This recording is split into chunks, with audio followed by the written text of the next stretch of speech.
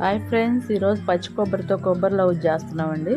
ఒక కొబ్బరికాయ తీసుకున్నాను, బాగా ముక్కలు చేసేసి శుభ్రంగా కడిగి కొంచెంసేపు ఆరబెట్టుకొని మిక్సీ వేసాను.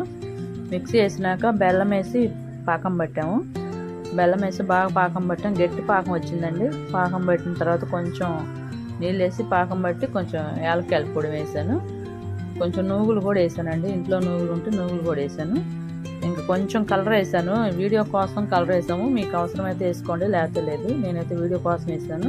ఇంక పచ్చి కొబ్బరి అయితే నెయ్యి వేసి బాగా వేయించాను. వేయించిన తర్వాత బాగా పచ్చి వాసన పోయిన తర్వాత ఇంకా పాకంలో వేసాను. చెక్కలాగా వచ్చింది అనుకున్నాం, కానీ మొత్తానికి లౌజ్ అయిపోయిందండి. ఇంకా కొంచెం నెయ్యి వేసుకొని ఇంకా లౌజ్లా చేసేసాము, ఉండలు చేసాము.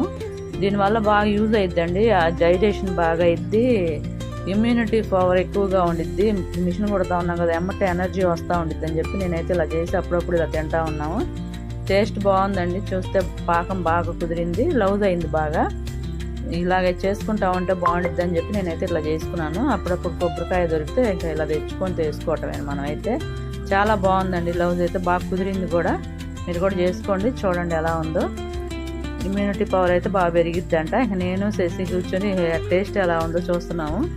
తర్వాత ఇంకా ఆరిన లౌజ్ చేద్దామని చెప్పి ముందు బాండి పెట్టుకుని కూర్చున్నాం ఎదురుగా.